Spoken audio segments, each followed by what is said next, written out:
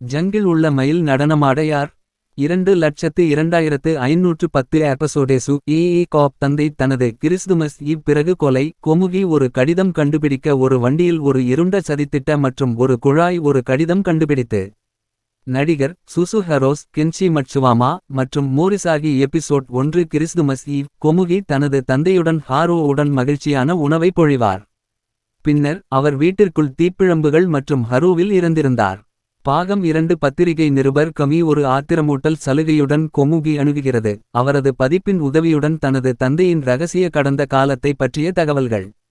Episode 3 T N ஏ test அறிக்கையில் இருந்து கொமுகி தனது குடும்பத்தில் ஒருவருடன் தொடர்பு கொள்ளக்கூடாது என்று கற்றுக்கொள்கிறார். இதற்கிடையில் பொலிஸ் ஒரு உணவு விற்பனையின் உரிமையாளரான தாவல்களை வைத்திருக்கிறது. எபிசோட் 4 வக்கீல் மட்கேஸ்கே கமிக்கு இருந்து ஒரு முனை பெறுகிறார். ஹரோவின் கொலை பற்றிய விசாரணையை மாற்றியமைக்கிறார். உணவு கடை உரிமையாளர் சீடியா தனது கடந்தகாலமாக கொமுகிக்கு வெளிப்படுத்துகிறார்.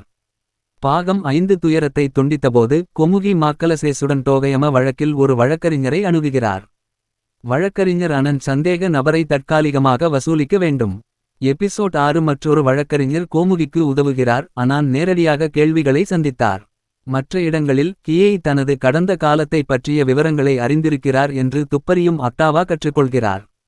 எபிசோட் 7 மகிமை பாட்டி தனது தாய்வழி மற்றும் குழந்தை சுகாதார கையேடு இருந்து பிறந்த பிற பதிவுகளின் புகைப்படங்கள். கொமுகி தனது பெயரின் கடிதத்தில் 2 பெயர்களையும் உணர்கிறார்.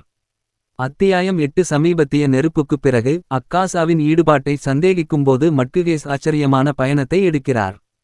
காமி தனது முக்கிய வழிவகையை அவர் டோமோவுடன் இணைக்கவில்லை. எபிசோட் 9 ஹோமோவின் கடிதத்தில் இறுதி பெயரைக் கொன்றது போலவே அனன் ஒரு தனிப்பட்ட ஸ்கோர். பின்னர் ஒரு குற்றச்சாட்டிலிருந்து ஒரு அதிர்ச்சியூட்டும் வெளிப்பாடுகள் வெளிவரும். பாக்டீசா 10 டோகயம வழக்கை பற்றி இதயத்தை பிரசங்கிக்கும் போது வெளிப்படுத்தப்பட்டது. கொமுகி இறுதியாக தனது கடந்த காலத்தையும் அவரது தந்தையின் மரணத்தையும் பற்றி எரியும் கேள்விகளுக்கு பதிலளிக்கிறார்.